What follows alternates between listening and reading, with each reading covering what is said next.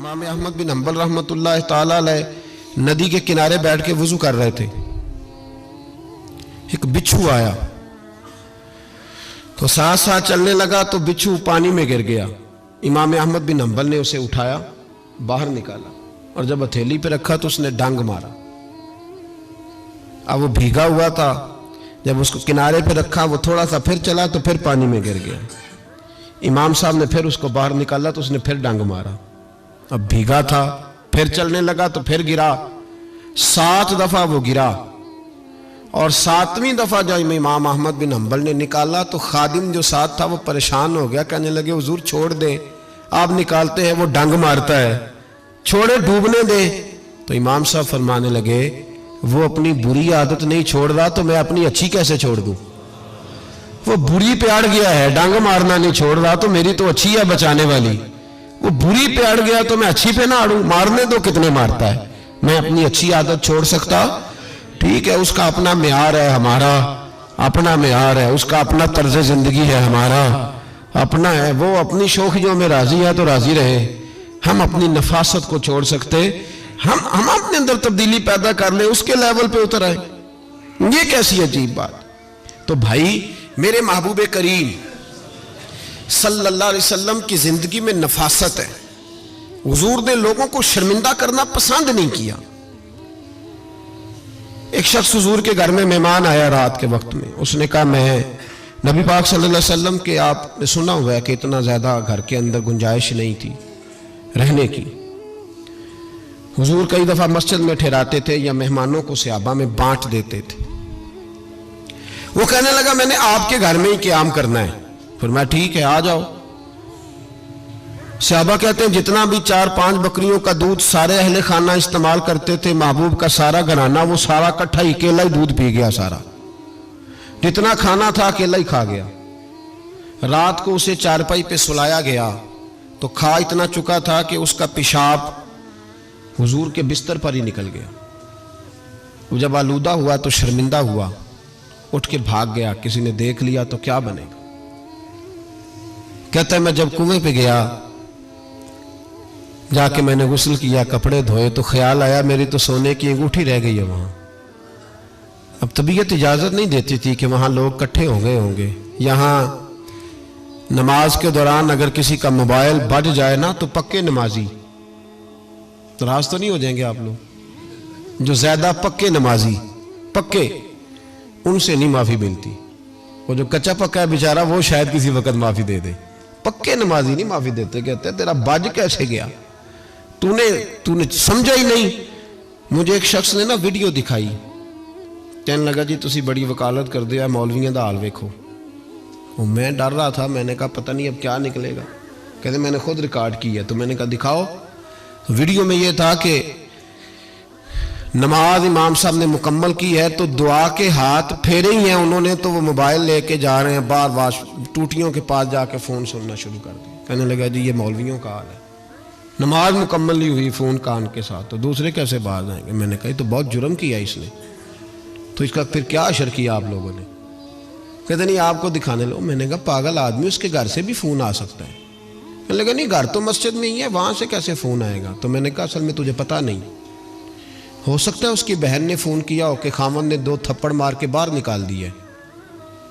تو وہ ایسا وقت ہوتا ہے جب کھڑا نہیں ہوا جاتا, بات سننی پڑتی. یار معافی نہیں دیتے, ایک ایک جملے پر ایک ایک حرف پر لوگ اعتراض کریں گے, ایک ایک حرف پر کوئی گنجائش ہی نہیں. حضرت سیدنا انس بن مالک رضی اللہ تعالیٰ عنہ فرماتے ہیں ایک صحابی اپنے غلام کو مار رہے تھے تو نبی پاک پہنچ گئے. حضور نے فرمایا اسے معاف کر. اس نے کہا کتنی بار؟ ایک جملہ نبی پاک نے کہا تو حضرت انس کہتے ہیں میرے وجود کے رونگٹے کھڑے ہو گئے.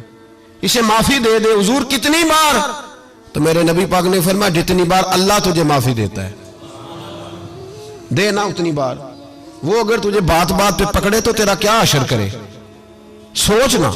اور رب زیادہ قادر ہے تجھ پر. ہم شرمندہ کرتے ہیں لوگوں چھوٹی چھوٹی باتوں پر, چھوٹی چھوٹی باتوں پر ہم احساس نہیں کرتے.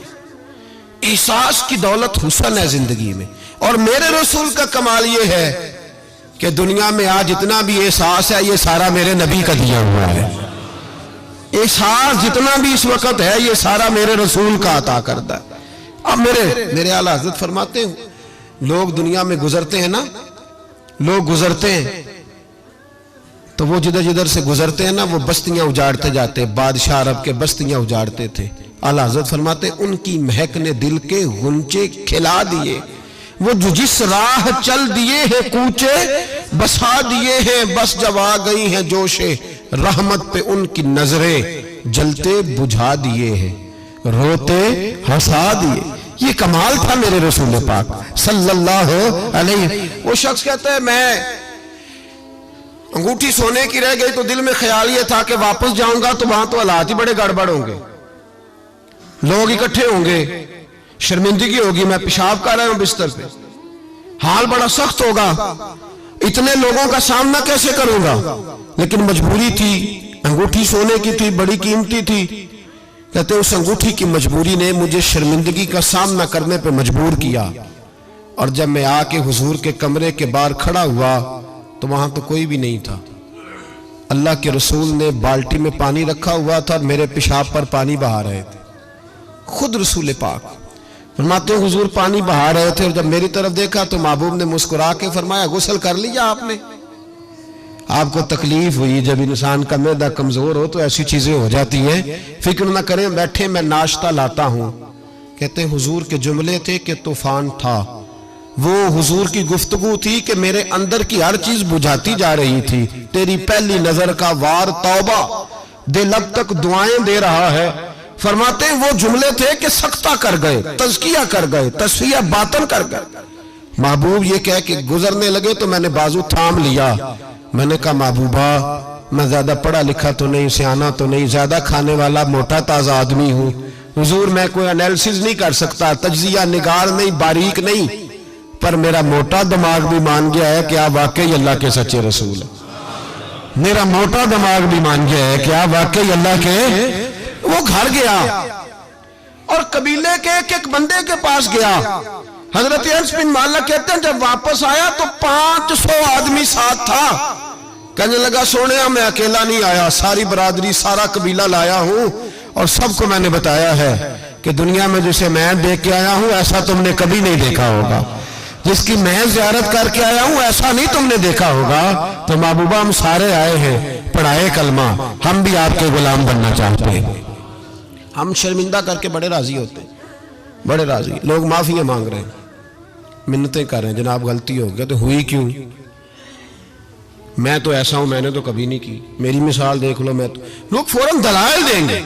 ओ भाई किसी को शर्मिंदा करके तुझे क्या मिलेगा? किसी शख्स को थोड़ी देर के लिए झुका के तेरे नफ्स की कौन सी तस्कीन है जो हासिल होती, तेरे वजूद के अंदर कौन सी। और नाराज ना होना, ये हर तबके का मामला है। जितना कोई उसके नीचे एक आदमी है या 2 आदमी है, वो रोब डाल के खुश होता है, वो उसको परेशान करके नीचा दिखा के राजी होता है।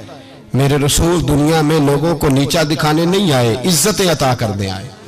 हुजूर बुलंदियां देने आए, नबी पाक ने वकार दिया।